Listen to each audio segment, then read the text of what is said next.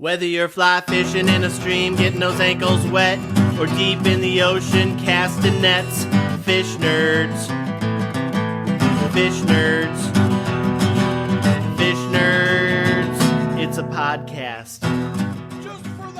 Well, hello and welcome to the Fish Nerds, the show about fish, fishing, eating fish. I'm Clay Groves, Chief Executive Fish Nerd, Licensed Fishing Guide, your best friend, and it's March today. Happy March to you.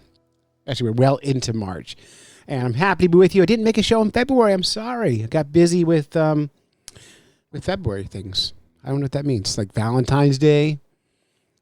What else happens in February? I think there must be other holidays.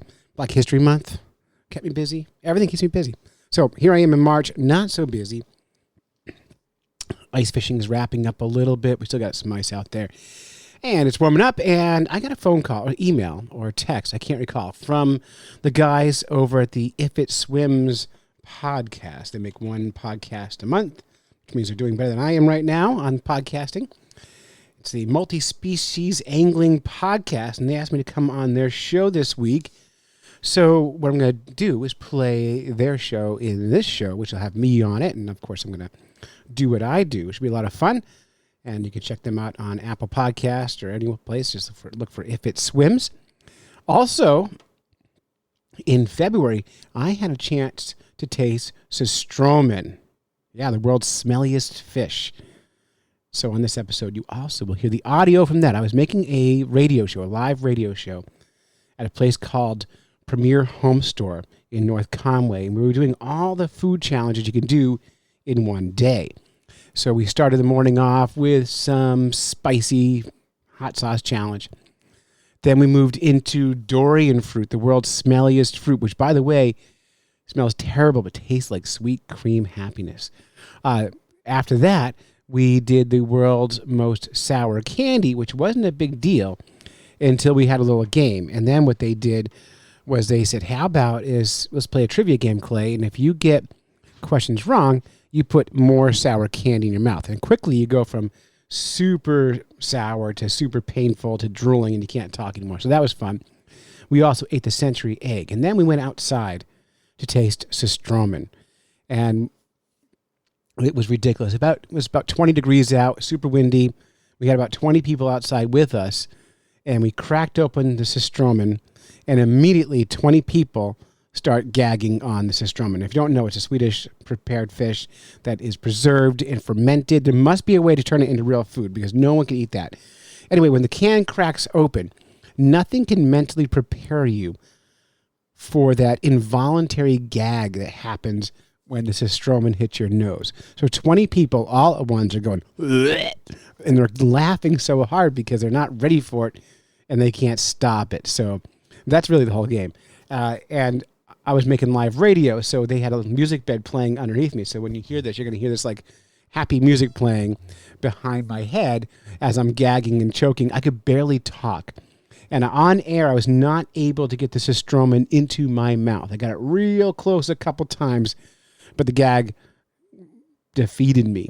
But about 10 minutes later, I was able to put in a piece in my mouth and eat and swallow it. And once you get it past your nose, it's not a terrible experience. It doesn't taste like much. It tastes like cold salt or mush, but that's about it.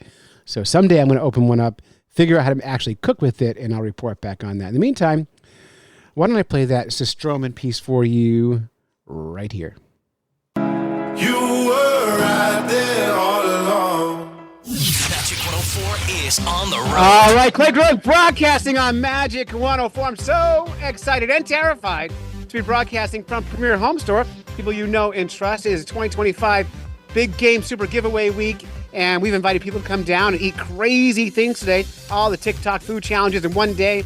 We've eaten century eggs. We've eaten some terrible durian. We've eaten sour things, spicy things, all the things. And right now, the big finale, and about 7,500 people showed up today for this.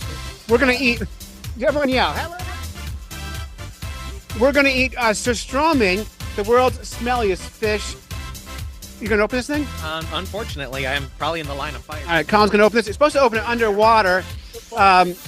Good Lord. And it's going to spray. I'm terrified of this, and my laptop's gonna get all ruined. It wasn't too bad. Not too bad. A gag warning if you hear that sound and you don't like it. I can't believe.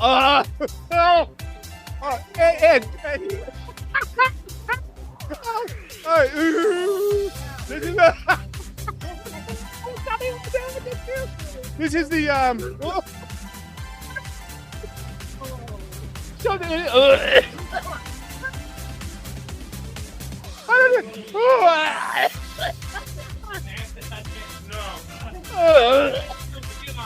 can't do this.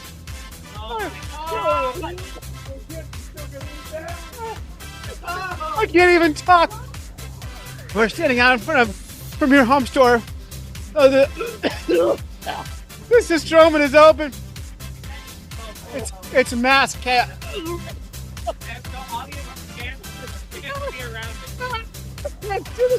It's a how to make radio. What do you think of it?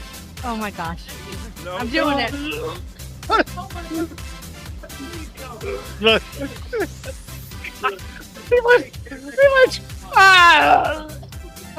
Trying it.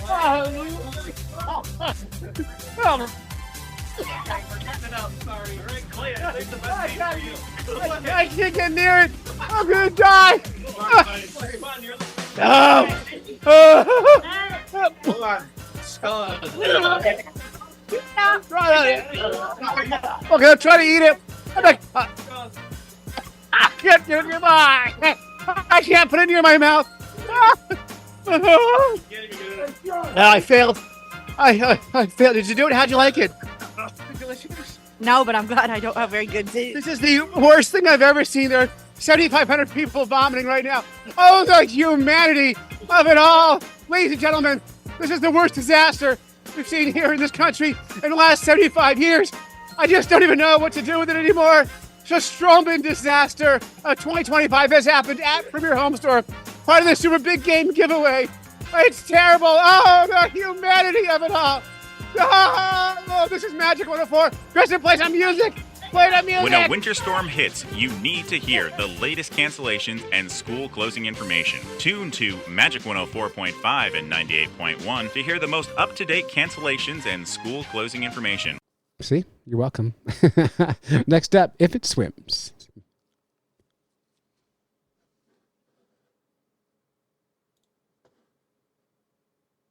Clay Groves is the chief executive fish nerd of the Fish Nerds podcast, licensed fishing guide, and middle school science teacher. Clay is best known for his quest to catch and eat every kind of freshwater fish in New Hampshire. Clay has even been recognized at the dump, so he's kind of a big deal. You can find all things about the Fish Nerds and the Fish Nerds podcast at www.fishnerds.com. Clay, thanks for joining us on this If It Swims podcast, and welcome to 13 Questions with. I like it, Clay. I'm happy to be here. I'll tell you what, Justin and Brett. I heard about your podcast from a friend of mine that said, someone stole your podcast, Clay. Oh, no. And so I said, let me take a listen, and I listened to it. And by the way, I listened to it, and then I checked my email, and that person who said that was you, Brett. You sent me an email saying you're thinking about starting a fishing podcast, and you emailed me before you began. So you're the one I did. who told me you were stealing my podcast. So it's totally okay. You can have it. Yeah. I can have it. There's people don't realize this. There's no money in podcasting. Of course. We make a podcast because we're nerds and we want to talk about fish every month, and we're looking for other people who are as nerdy as we are and love this stuff and get it. And you guys get it, which is cool. No, that's exactly it. I was going to make the joke that Clay is only showing up because he's secretly planning to shut us down, and he wants to record our reactions for his podcast. Look, I have the power of the internet. You're canceled. Exactly. Guess what, fish nerds? I got him. Yes. Finally. Clay and I were speaking a second before the recording, and we noted we often have the same news stories. Oh, nice. I can think of one in particular we both had. the monkey-faced prickleback. Oh, you remember stuff. Well, I make it a point Once to in a forget while. everything I It's- say it's so I can hard- repeat myself the day after. No one knows. it's hard to It's a good forget. trick. It's hard to forget the monkey-faced prickleback. It is. It's a great name for a fish, too. Exactly. Yeah. So let's start at the beginning, Clay. Okay. What was your So let's start at the beginning. What was your first fishing memory? My first. Go ahead. Yeah, or the first fish you recall catching? Good Lord. I know.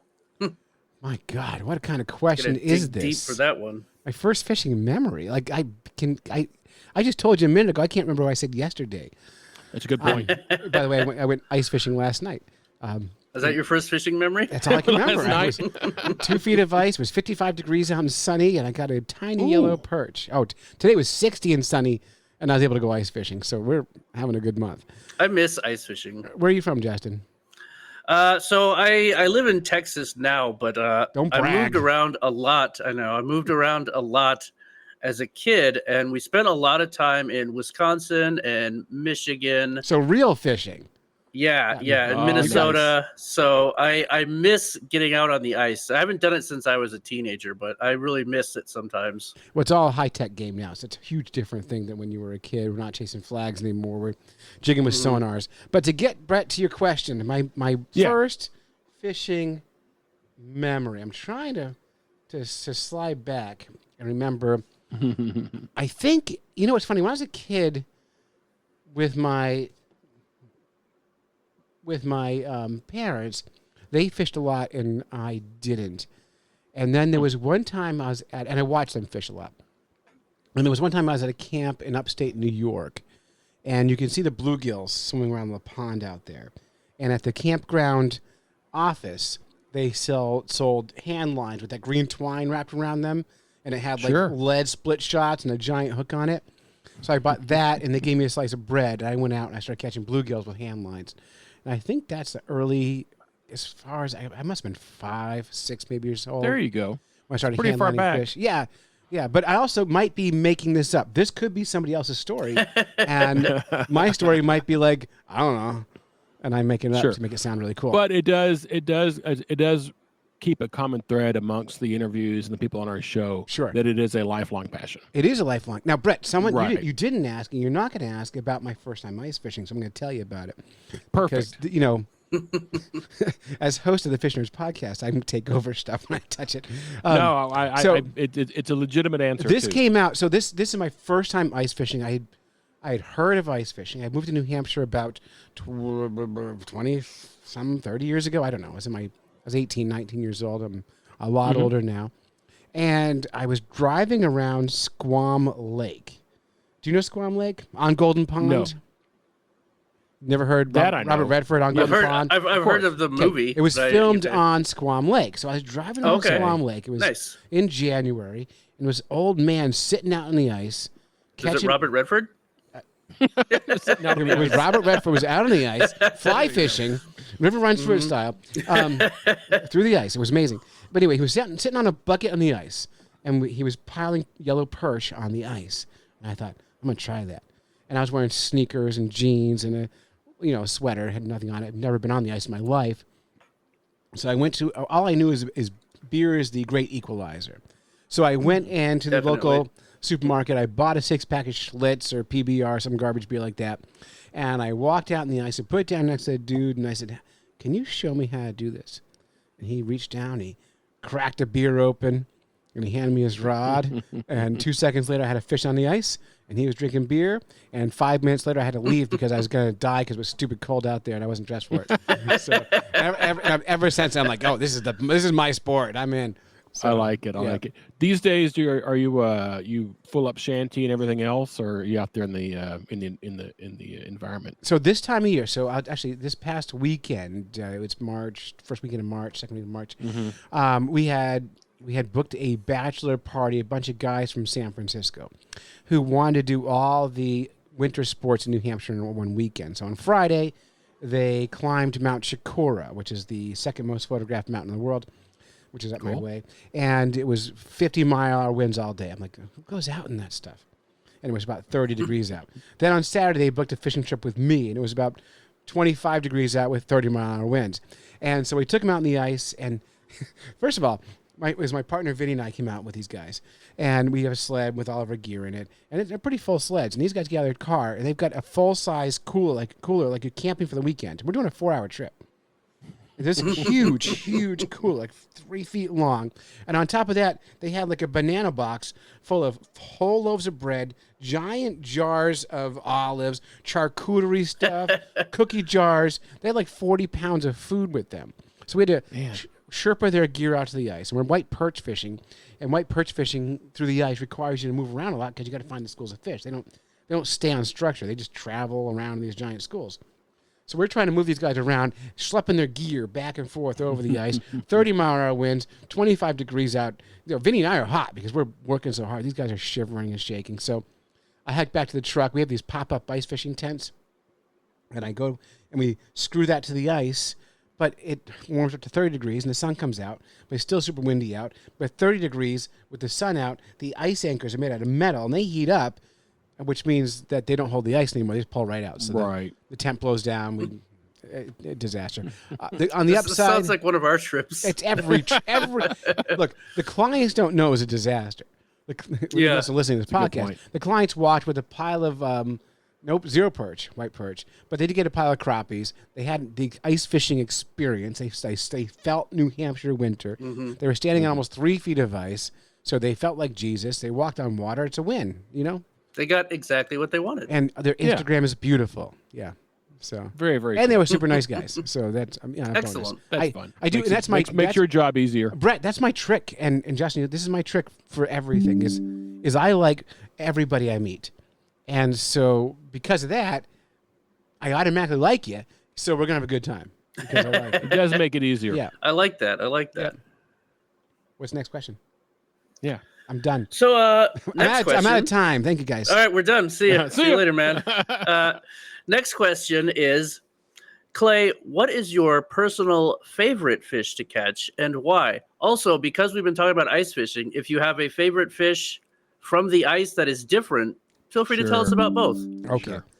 Well, it's tricky because tomorrow I have a different answer. But right now, Yeah, I know how that goes. right now, 'cause I'm a species guy like you guys. I love Mm-hmm. all the kinds of fish. So my most recent species would be the most exciting fish, and I haven't been chasing multi-species in a while because I've already defeated New Hampshire, and I don't travel. So I'm stuck here. But right now, my kids I live an hour from Lake Winnipesaukee, the biggest lake in the state of New Hampshire, and it's still frozen. And daylight savings just happened, and my kids in a play at the Winnipesaukee Playhouse, Heather's the musical, which is I'm so excited about because you remember Heather's from pretty the, cool. You know Heather's from the Did 80s? you say Heather's Yeah. the musical? Christian Slater That's and awesome. Winona Ryder. Absolutely. Yeah, the I'm murder just suicide the right movie. age. Mm-hmm. I'm just the right age for that Yeah, film. 26. Perfect. And okay, so that musical is out. My kid's in it, which I'm so excited about it. But the Playhouse is on the shores of Lake Winnipesaukee, which means That's 4 awesome. days a week I have to go to Lake Winnipesaukee, drop my kid off at rehearsal, and waste 4 hours. And Oh, no. conveniently, there's a lake right there called Lake Winnipesaukee. So I've been walking out there and fishing, trying to catch a burbot. You know what a burbot is? Oh, Absolutely. Excellent. Or a cusk, or a lingcod, or loda, trying to get one of those. And my friend got one a couple nights ago, and I didn't get one. But currently that's my challenge in the lake, and I like it because I like that fish because I rarely see them any other time of year. They go through estivation in the summertime, which is like hibernation. In the winter, they have these giant orgies and they eat a lot, and you catch them. They taste great. So that's my plan. Yep. What was the other question? Yep. Favorite fish? Well, specifically, the rest of it was, why is it your favorite fish? Oh. And also, if you have a different fish that you like to catch through the ice, feel free to elaborate on that too. Okay, so the burbot is the burbot, we different kind of fish. answered that already. It's a different fish. Favorite fish? I vacationed in South Carolina at Folly Beach, and I've been really enjoying catching weird stuff there, like the oyster toadfish is a fun one to catch there. That's a cool fish. Yeah. Oyster toadfish. Yes, it's really cool. There's some great names of fish out in the salt. Hi. That's my kid, Blue Jay. Hey, Blue Jay, you might as well come on microphone and say hi. Okay. The Blue Jay is in Heather's the musical. Hello. Okay. Nice. Hello. All right, get out of here. Okay, bye. Okay. Bye. So anyway, Awesome. So that's one of my favorites because it's so weird. I caught one last time I was down there, and I have a regret about it. I didn't eat it, and so so one of the things that I've done in my life that I'm very proud of is catching and eating every kind of freshwater fish in the state of New Hampshire.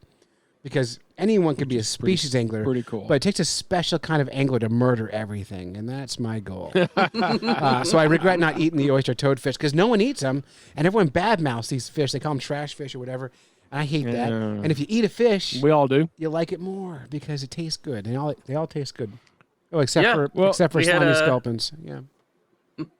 Yeah, I'm not. We did a carp tasting for the same reason not that long ago. I heard it. I listened to it, and I enjoyed it. Oh, excellent. Carp was brought to the United States as food fish. And into Manchester, New Hampshire, General John Stark had them as a gift to him. He never ate any of them. Yeah. But they were brought as food, and no one eats them, and you should be eating them. We made gefilte fish. When we were catching all the fish in New Hampshire, we caught a carp. And we made the gefilte fish out of it because we were celebrating How was that? tradition. It tasted like meatloaf, like fish meatloaf, and it was super good. Really? Yeah. We didn't make the fish jelly out of its slime or anything like you're supposed to because we're not traditionalists or chefs. So or insane. Or chefs, yeah. Yeah. I would do it. No, I'd go back and do. I would eat it again. The only problem with catching a big carp in New Hampshire is they're full of mercury. The bigger the fish, the more mercury. Yeah. Okay. So if you look at the jet stream going to the United States, New Hampshire is like the tailpipe of the country. It all dumps out over New Hampshire every time. So that's where your acid rain, your mercury is going to come from. That's why even in the most pristine mountain stream, we've got mercury in all the fish. And so if you're going to eat fish, eat the small ones. And, babies are good anyway, and they're terrible. So, man. Oh, man. Yeah. So you mentioned being a species guy. Do you still have a personal bucket list fish? Yeah, the one fish in New Hampshire that I can't find. Oh. Mm-hmm. Yeah, there's 48 species. We got 47, and we have not caught a lake whitefish. And we started that quest back in 2011, and back then it was legal to catch, kill, and eat one of those. Since then, the state has called the fish extirpated, which means almost extinct, and they are no longer legal for taking. So I could claim I caught all 47 species of freshwater fish in New Hampshire because that's not legal to take anymore, but I still want to catch one. And I've seen videos of my friends who have caught them, so I've seen 3 alive in the last 10 years. So I know they exist. So that I still want to catch a lake whitefish because that fish owes me. Yep. And I'm not going to take it, but I'm not allowed to eat it, but I will lick it. So I'll be like, there we go. So, oh, that's lick it and take his money. Yeah, I'll take his money. Yeah, you have mine. Been chasing you for 15 years. Well, I made a podcast. This podcast exists because of my failure to catch that fish. We had, with this podcast, the Fish Nerds, we had entered a event in Exeter, New Hampshire called Pitchapalooza. It's a national contest, and these people were touring around, and you were able to pitch your book idea to publicists and authors and agents. And it was like American Idol style. So we were pitching. They randomly picked out of a jar 5 people to pitch their one minute sell your book idea. They picked my partner Dave and I at the time to pitch our book idea, which is the quest to catch all the fish in New Hampshire. And we pitched it. We might have been a little drunk. In the audience, there's hundreds of people who want to do this. There's NPR people. There's all kinds of people there. And we won the Pitchapalooza contest, and we earned ourselves an agent out of New York City. And we thought, we're in the money. We made the big time. Our book is going to be sold. And after a year of trying to sell the book, he says, have you thought of making a podcast? And then we ditched the whole book idea and launched the podcast, and here we are. Oh, man. Excellent. Is that 13 questions yet? Almost. So tell us, what is the largest fish you've ever caught in freshwater, saltwater, and if you'd like to add through the ice, that's okay too. Well, my freshwater fish is both ice and freshwater. And so that would be that's easy then. That'd be a 44-inch northern pike. Nice. Yep. Very nice. Yep. On a tip up. But I don't get that excited about large fish like that. It's it's just kind of like lucky. It's just dumb luck. So I get more excited about catching volume of fish. I don't chase large fish because I really like catching a lot of fish. I have no patience for waiting for a big fish to come. Biggest fish in the ocean. Oh my gosh, probably a 40-pound. No. See, if you worked with a team to catch a shark, does that count? Sure. Okay. I'm gonna say it does. Yeah, you still caught it. We actually caught this while we were recording a live podcast on in the Atlantic Ocean while we were shark fishing with a listener. And while we had the recording equipment going, we were wrapping up for the day. And we decided, you know what? We're not going to catch any fish. And we were recording right then. We started just recording and pulling lines in. And all of a sudden, the bobber, which was a balloon, closest to the boat, it said fish nerds on it, went underwater. And then all hell broke loose. And we caught a 240-pound mako shark.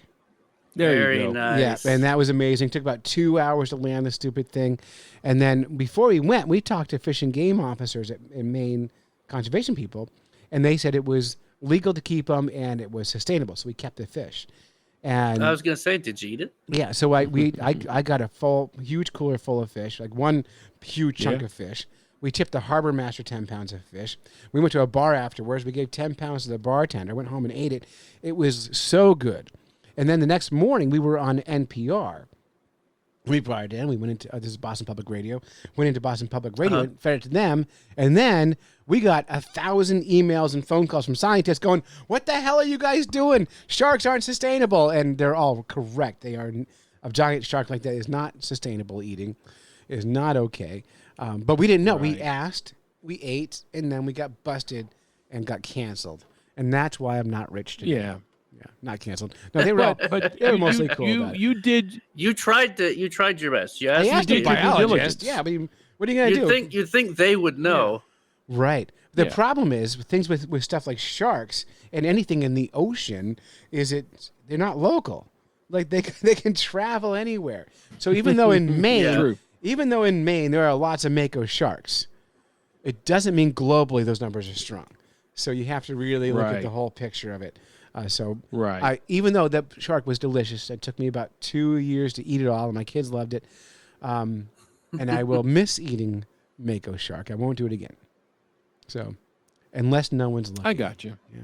Unless no one's looking. Oh, man. So you've covered this a little bit. What is the rarest or most unusual fish you've actually targeted, and were you successful? Yeah, well, I'll tell you. So besides the white, the whitefish, the northern red-bellied dace was really hard to catch. And this fish is 1.5 inches long. And it took me 2.5 years to find it. And then from my house, the nearest place I found it was about a 4.5-hour drive and a private pond on someone's farm. So once I snuck on their property, I spotted it in the water. I had to go. I knew it was there because Fish and Game gave us the electro studies of all the waters in New Hampshire. So you can usually, that's public information. So we just called them up and they emailed us a Google map with all these dots on it. And so we knew where this fish was. But then finding that fish, that small, and then getting permission to fish the water because it was private water. We got that permission, and then trying to get that stupid thing to eat a hook. Because when we were on the quest to catch all the fish in New Hampshire, we weren't netting them out. This was hook and line fishing, or we had a special rule. Angling. A special rule for creative ways, like spearing a fish, bow and arrows, that sort of thing. So eventually, after 4 or 5 trips out there, this is in Colebrook, New Hampshire, I eventually figured out that if I just take a tiny white piece of thread and a number 32 hook, which is, I think, about the smallest hook you can find, and I just glued that thread to the hook, that fish would swim in, and it grabbed the thread, and that was good enough for me. Then I got a net under it and put it in the net, and then I ate it. Yep. There you go. You ate the dace. I ate the dace. How did you prepare the dace? I assume you cooked it whole. We did. I just fried up like a little sardine. Yes, exactly. The other option is you could have just swallowed it right there. I could have. But so I had a partner, Dave Kellum, in this quest. And the rule was we could catch the fish separate. We had to eat them together. So that dace we had to split. Okay. So, yeah. I think we flipped a coin. One of us ate the heads and one got tails. Mm-hmm. Yep. It might have been wrong. I can't remember. sure It was so which is- long ago. Yeah. Yeah, that's once cool. upon a Days are- time, days there's are gonna be cool a fish book. as a whole, though. They're so cool. Right. Yeah, and they're beautiful. And if you look at the Fish Nerds logo, They're extremely colorful, cool fish. if you look at the Fish Nerds logo, like on my hat here that I'm wearing now, or on my website, the orange we chose there was the orange color for the Northern Red-bellied dace. That's very specific. There you go. Oh, Yeah. that's pretty cool. Yep. All right, so this you may not have an answer for this question now because you're clearly targeting every Justin, possible I have an thing answer you for can. everything. But I'm a science teacher. fair enough. Damn it. Whether it's true or not is different. Hey, that's true. well, But you know the Fish Nerds. what is tagline the most- Hang on, Justin. I'm talking. That's the here. reason. So you know the Fish Nerds. Hey, tagline, hey. always gotta do interesting. what you I gotta said. do. Usually funny and mostly true. So mostly true is how we roll. That's okay. Exactly. I'm in charge now, Justin. That's the reason. Hey, that's Clay? less work for us. Clay is the reason I said that. Just for you there. So tell us, if there is one, what is the most surprising or accidental surprise fish that you have ever caught? We will also accept it if a client caught it. It's the most surprising fish one of your clients has ever caught. Will also work. I'm always surprised when, and I never catch them, when clients catch white suckers ice fishing for perch. I'm always blown away. It happens I shouldn't be surprised. It happens the first week of March every stupid year in the same spot. But every time I'm surprised by it because I never get that lucky. So this happened this past weekend. Well, we've also established you forget everything that happens before yesterday. That's why so. everything's so. I had a memory of a fish. I'm like, oh wow, look at that. So the client this weekend we were fishing and he was jigging. We were using 4-pound test and a tiny tungsten jig with a fleck of worm on it. I mean, there's nothing on this thing. And he lands a 6-pound white sucker through the ice. Nice. And the coolest thing about it, That's pretty cool. This client comes out with me every year. This is his 5th year with us, and his line broke, and he had seen me in the previous years dive to the hole when a line breaks, because you've got a 2-foot, 8-inch wide hole in the ice. So a big fish that falls through an ice fishing hole can't just turn around some way. It's hard for them to get out of those holes. So you can land a fish out of the water there. And he dove in, arm to his shoulder, and got that fish out of the water like I would have done. So I was pretty happy with it. I was more surprised to see him land it. Also, he's Canadian, and he's our friend. There. Yeah. There you go. There you go. That's my political statement. Man. No, I approve. I agree with this. You'll like this one. All right. What is what's the dumbest thing you've done on the water? Or related, what's your funniest fishing story? Oh, my God. I do so many dumb. There's so I know. much dumb in my world, and trying to think about the dumb stuff I've done is the biggest challenge. That's hard. I'm trying to think of a recent one. Here's a dumb thing, and Here we go. I blame people for things. Like I don't want to own it, but I think I can own it. So last year, my 3rd or 4th trip, I guide in the summer on a 24-foot pontoon boat, and I bought it brand new because I wanted warranties because I break stuff. And the pontoons, I have a lifetime warranty, which means you can smash all the rocks you want. They'll fix them and give them back to you. Which I do a lot of bass fishing in it, so Sure. I'm smacking rocks all the time. So in the fall, I bring it into the shop, get it fixed, and I put it away for the winter. I'm on my 3rd or 4th trip last summer, so we're still in May, and I've got clients who were staying on the lake, so I pick them up at their dock, and I take them out swimming and tubing and fishing for a few hours. Next thing you know, we're driving around, and the motor is going kind of underwater. It's not peeing, motors pee a little bit. It's peeing underwater now, and there's water on the deck of the pontoon boat, and I realize we're sinking. So, pontoon boats aren't known for sinking because they're, pontoon boats. Pontoons. Yeah. So I get the clients back to their dock, and when they get off the boat balances out, and all of a sudden the boat's popping a wheelie. The back of the boat's underwater, the front is out. So I have to climb over the front of the steering console and try to get some weight down and drive the boat back to the dock as fast as I can, screaming at people, get out of the way, I'm sinking. And Meanwhile, the boat's sinking as we go because those back two pontoons are taking water on. I finally get to the beach. I climb onto the boat. There's no plugs on any of the pontoons. And I didn't think to check them because I paid a guy to put them in and pressurize my tanks. So, Right. Yeah, And tanks you for don't- nothing. Right. Oh, you said tanks for nothing, didn't you? I've had a pontoon boat, and Terrible.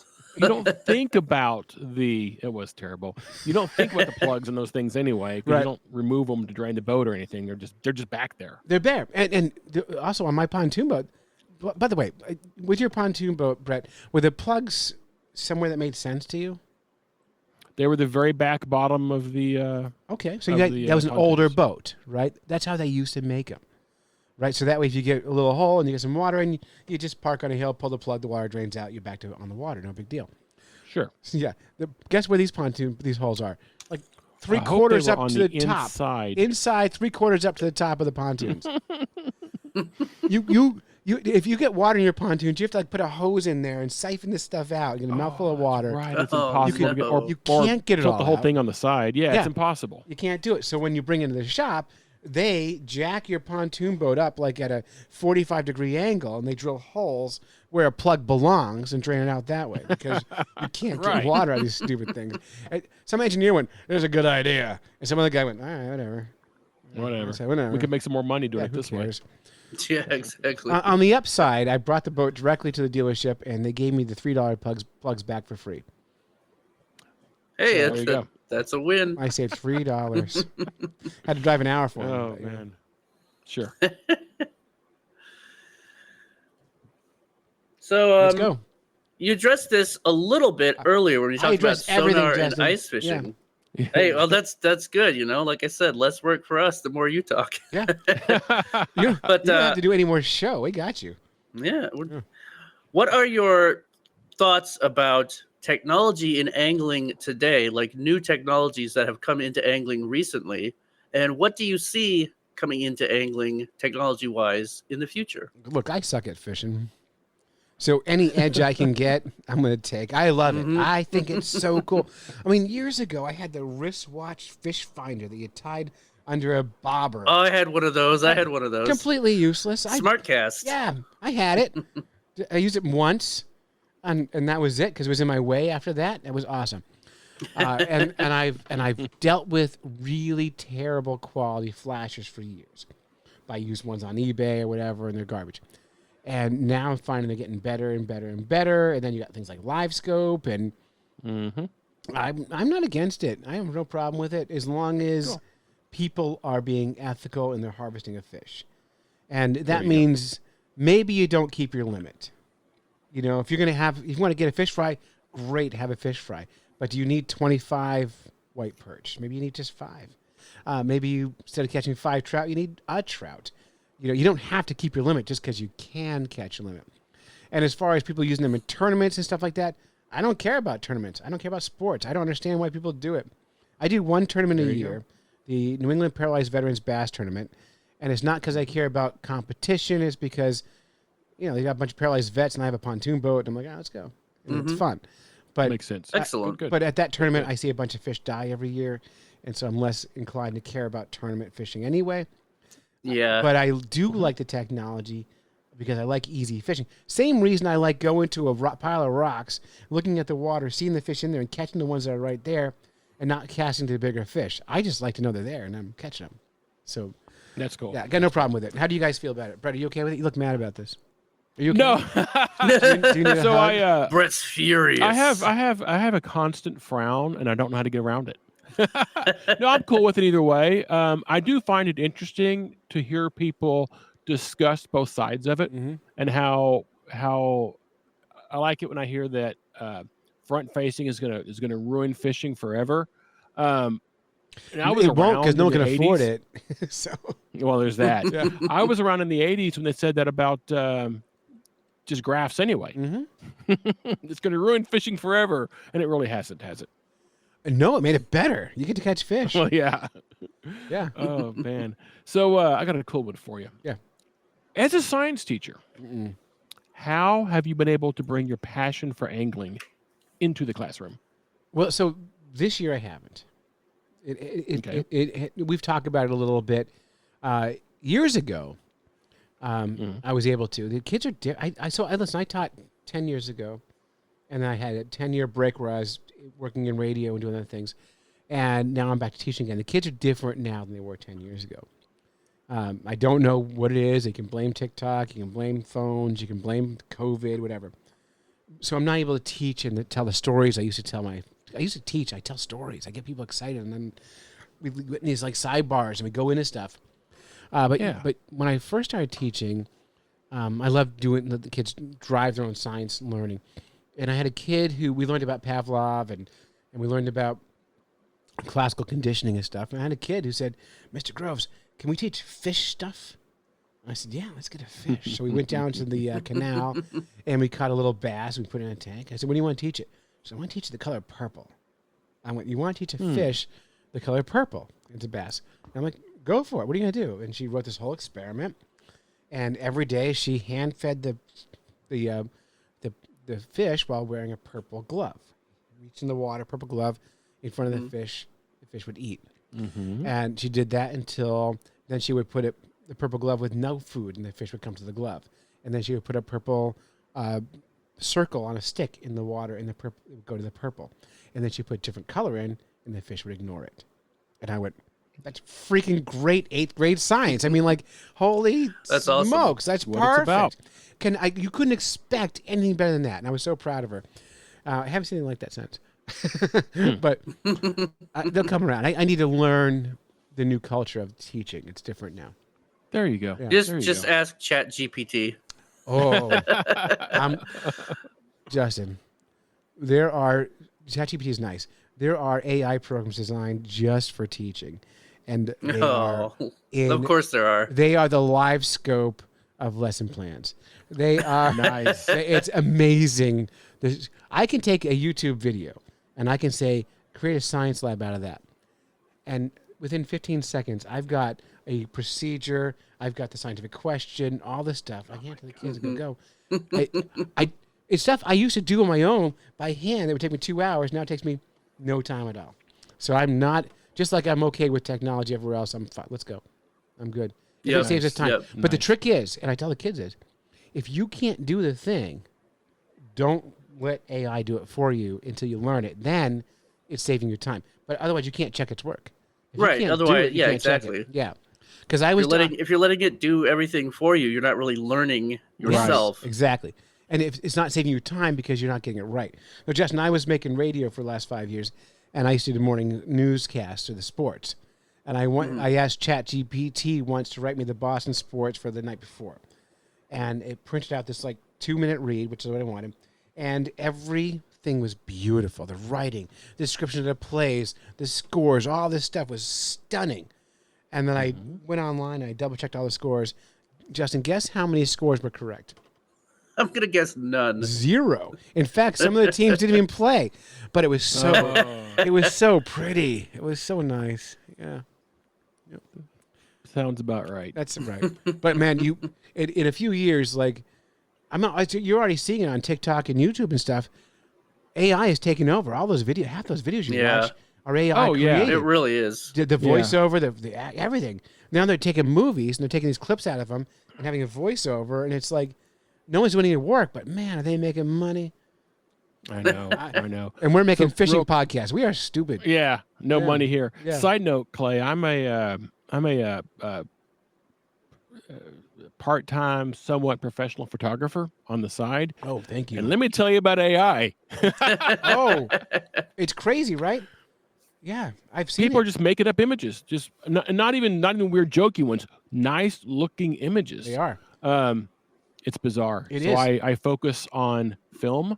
So I have a negative with me. Yep. Say, look, see this? Real. You know what this is? Otherwise, I can't prove I made it. It's hard. Brett, I saw during the eclipse last summer, I went up to the total darkness. Oh, my God. Which was amazing. And then I go online, and I see this image. It's so clearly AI. And I went, that's pretty, but it ain't real. And people beat me up. I'm like, it's not real. Look at it. It's not, you can't do that. that's not how things work. And Yep. Right. I'm sure it was one that had the ground and stuff and Yep. perfect color. And then, yeah, I saw some. It had a sunset in it. Yeah. I'm like, look, there's no way that's gonna work, people.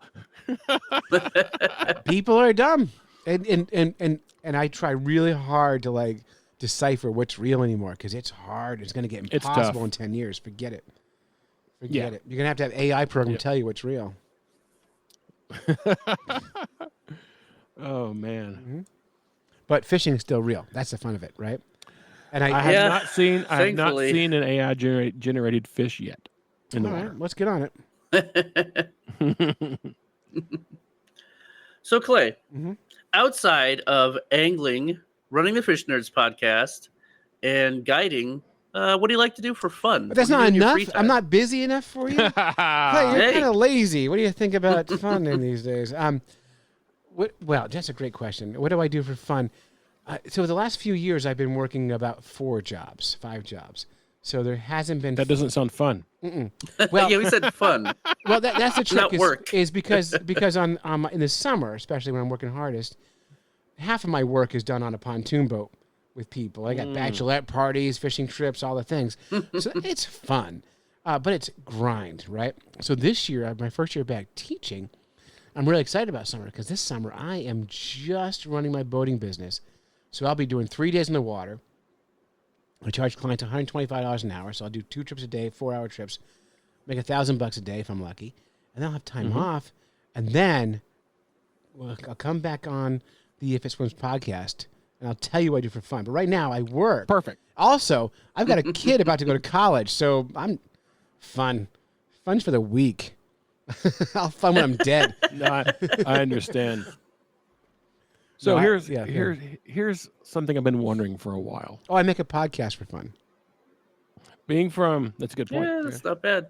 Being from New Hampshire, Okay, I wasn't born here. which is a long ways from Detroit. Oh God.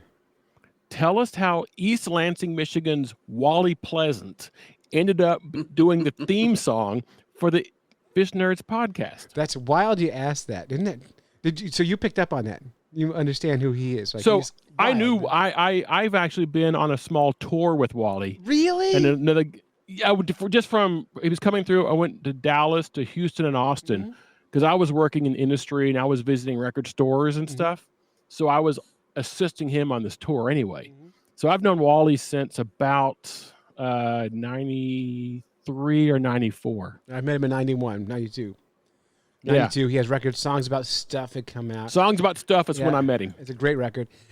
So I was, my friends went to Stockton State College in New Jersey. I went to high school in New Jersey. And I just moved to New Hampshire. I would go back and visit. And we went up to Stockton State College, and Wally Pleasant was playing. And I went, oh my God, he's singing about bad haircuts and being a small-time drug dealer and all this kind of stuff. And I'm like, Right. I love this guy. So I bought everything I could find from him. And for years, like 30 years or something like that, I've been listening to his stuff over and over and over again. And then I noticed on, because I make a stupid fishing podcast, I noticed on Right. Amazon there's a book out called 101 Oyster Jokes by Wally Pleasant. Yep. And I went, huh, Wally Pleasant. I wonder. Let me see. And so I found him on Facebook. I sent him a message. I said, hey, Wally, did you write a book called 1,001 Oyster Jokes? And he went, yes. And I said, listen, I've been listening to your music forever. I'm a huge fan. And I just kind of laid it on the table. I said, you want to come on the podcast and talk about this? So he came on the podcast, talked about it. And on the podcast, I said, hey, Wally, what do you think about writing a theme song for the Fish Nerds? And he went, okay.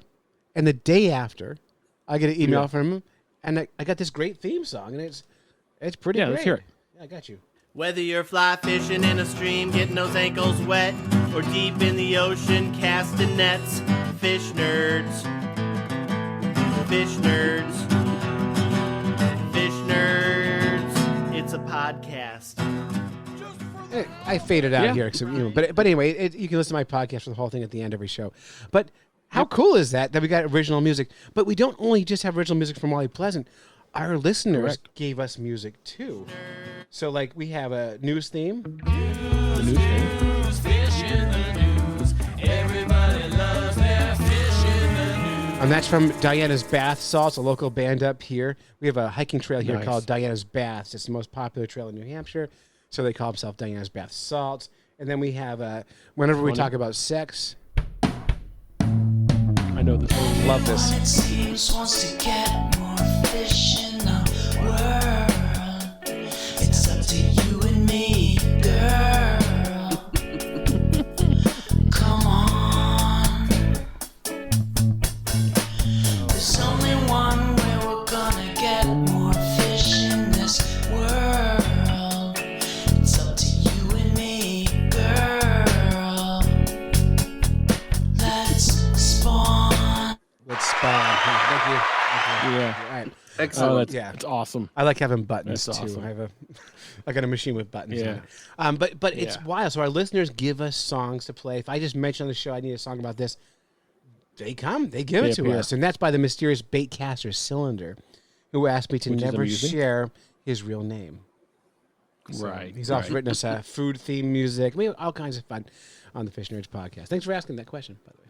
Yeah. Well, Gave me a like I said, chance to push it buttons was on my amusing. machine. Chance to push buttons and chance to mention mention Wally, which I found amusing. Isn't that wild? And it's funny. I'm surprised because I thought no one ever heard of Wally Pleasant, and I was shocked how many people actually have heard of Wally Pleasant.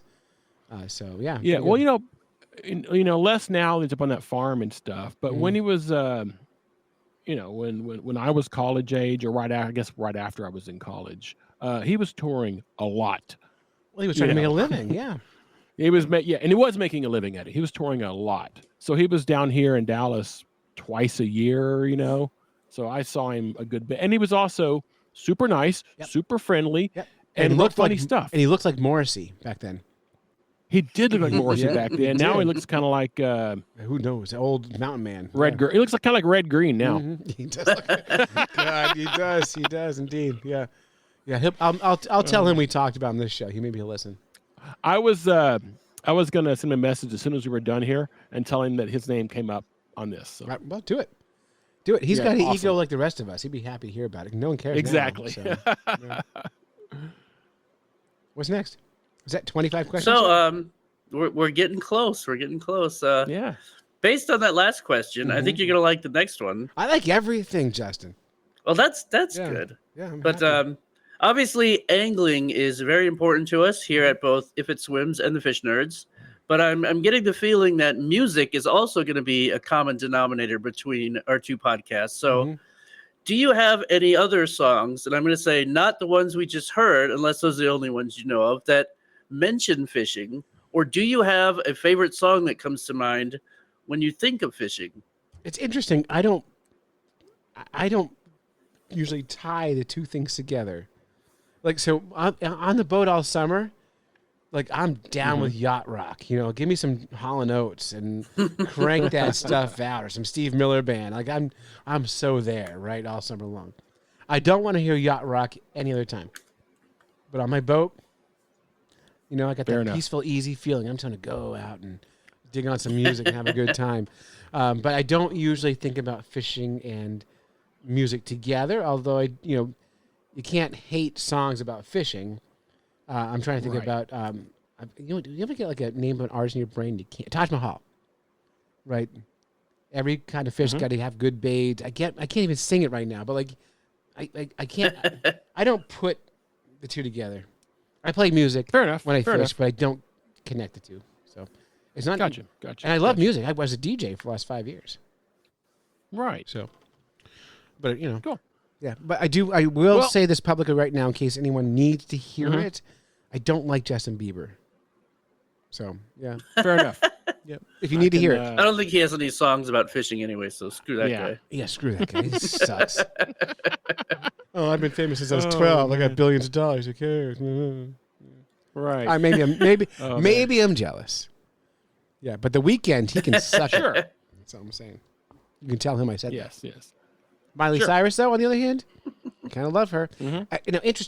Interestingly, I went fishing with a guy named Kimball Packard, who owns a venue up in New Hampshire called the Farm Stand, which is actually farm. It's a farm stand where he has live music, but he brings in national acts.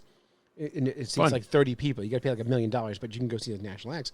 But he he's friends with Miley Cyrus, and he had dinner with her just last summer, and he was telling stories about Miley. So I am one person away from Miley. One. Yeah.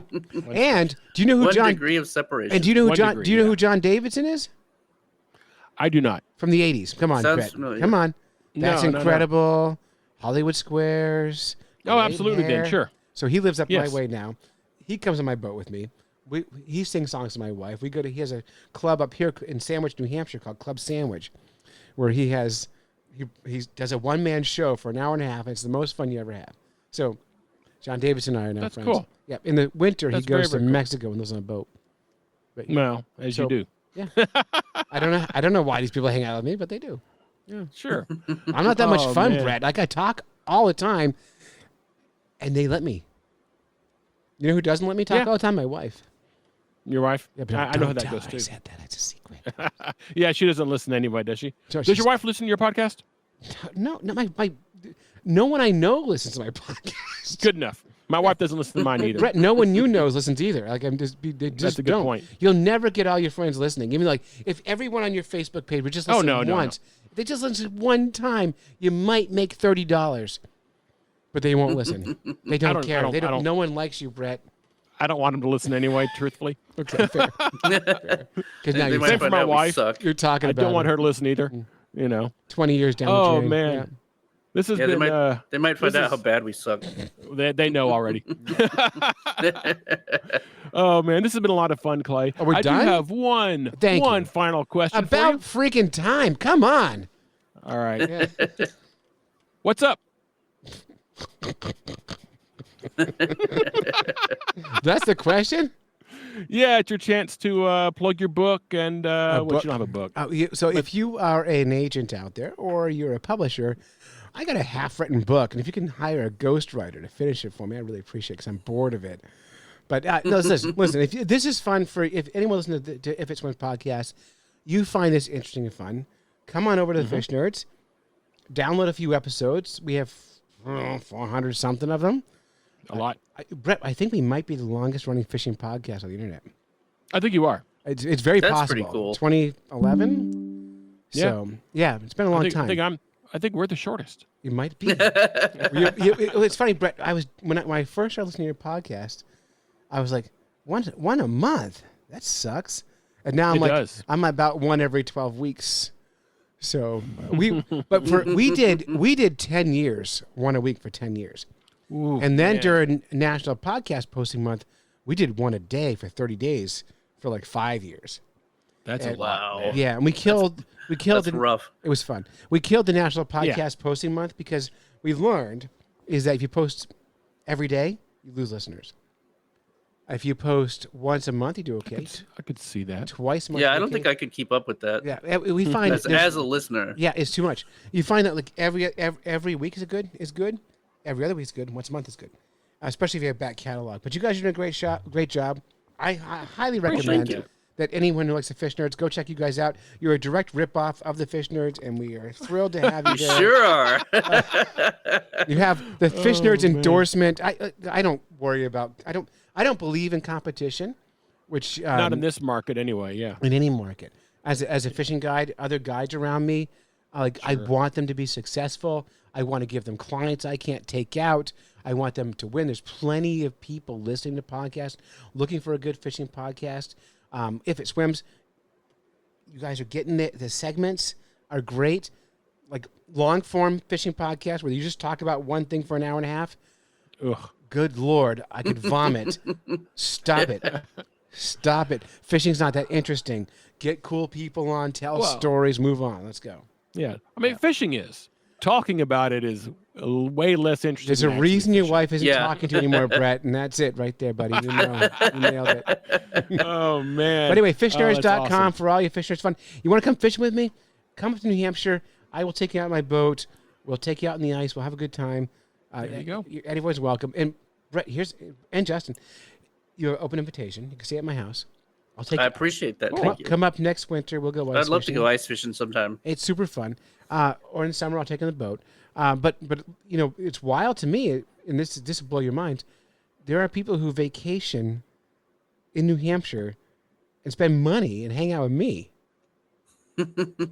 because they heard my That's pretty podcast. cool. That blows my gourd. I'm like, what? Yeah. Really? Yeah. And they're happy about it. So I've never been ice fishing. I've never. You're not targeting I've- ice. We got to fix I've never that. stepped out. I've never stepped out on the ice. Wow. So if you do, you're gonna like all of a sudden have a Jesus moment, and you're like, I'm walking on water. I can see that. Yeah. Yep. It's It fun. seems interesting, and it seems like Are you it scared seems of like it? a way if you don't have a boat, you can reach fish you can't reach otherwise. Even better than that, Brett. Here's the cool thing about ice fishing. Let's say you want to build an ice fishing shack, right? There's Yeah. no building regulations. You can No. build the ugly shack you want. And so Mitt Romney, you know who Mitt Romney is? Of course. Politician. He has a house on Lake Winnipesaukee that's worth like $15 million right on the water.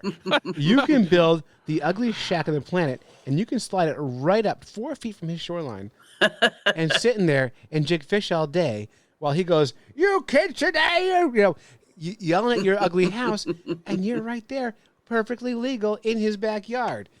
And there's no other time you can do that. Nice. So That's pretty that's cool. why ice fishing is beautiful. It's all because There's of a Mitt good Romney. reason. Yeah. Oh man. Yeah. Hey, thanks a lot again. This was a lot of Are fun. we done? We are. Well, good Lord, it's only been an hour. It's only been an hour. Worst guest ever. I said 13 questions, and you'll stop talking.